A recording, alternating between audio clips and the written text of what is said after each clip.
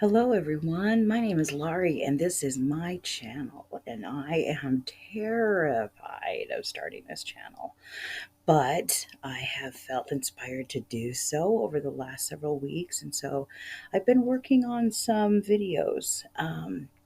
Now, my first two videos just happened to turn out to be cleaning videos, and I apologize for this. It was not intentional, but I wanted to.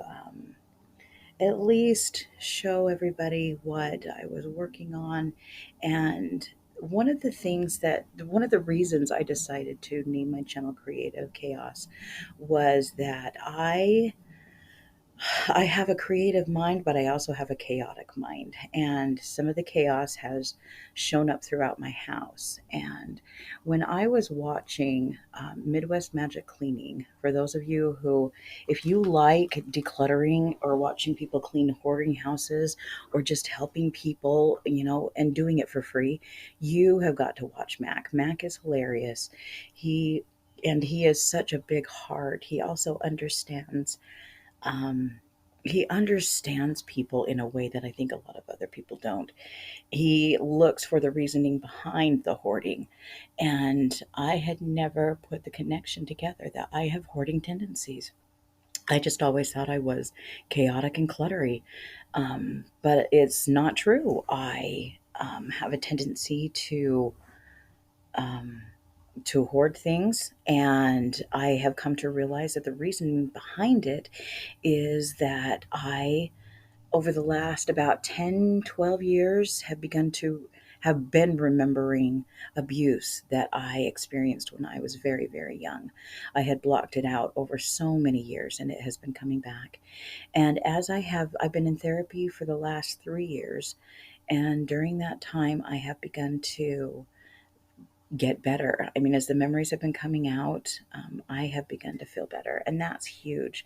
And in doing that, I have also noticed that I've been wanting to clean up around the house. So feeling better is such a huge part of helping us, to those of us that have experienced trauma in our past, getting better, getting that therapy, getting that help helps us to be able to want to change things around our home as well, because we are changing on the inside. And having that acknowledgement that this happened, whether other people want to believe it or not, and it is huge. And then I think that um, just feeling that change within us, that we're decluttering our souls, I guess you could say. And that tends to appear on the outside too. Now, my living room is not very messy, but the rest of the house is, and that is my doing. And so I've been starting out with some little areas like the bathroom, like making room for my nativities, because those are not very personal areas. They are areas where I can easily toss things and I can show myself, hey, I can do this. um, Now, in the bathroom, it wasn't so much that I wanted to get rid of everything as I wanted to make room. I wanted to rearrange everything. So you'll notice I put the toilet paper at the back because toilet paper doesn't have an expiration date.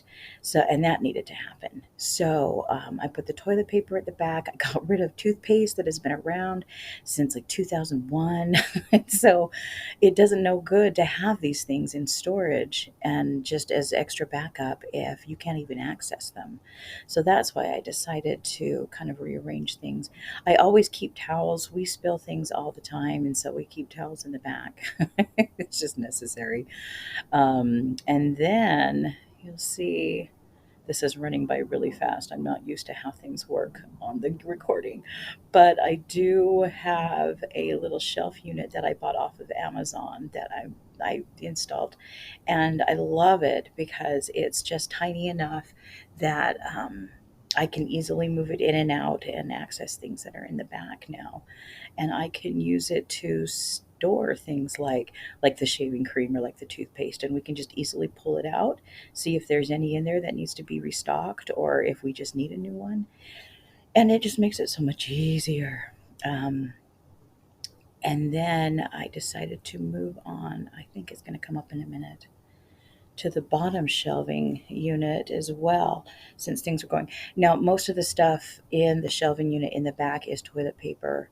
Um, and so, we had toilet paper even before 2020, but toilet paper definitely became precious after 2020. That was just the weirdest thing when you have, this nasty, scary cold virus, and yet the thing that you're protecting it against is toilet paper. I guess they had really runny noses.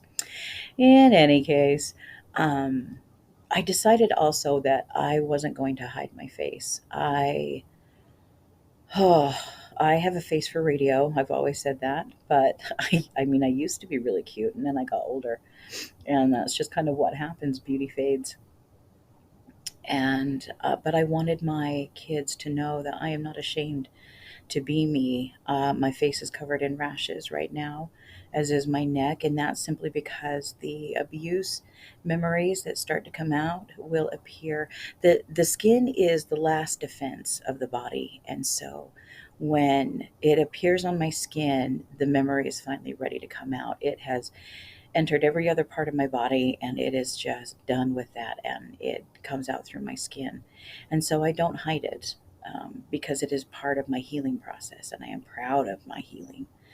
And so I decided I didn't want to hide myself. I want my 17-year-old, who is a girl, and my oldest in her mid 20s, who's a girl, as well as my boys, to know that mom isn't ashamed of who she is, of how she looks.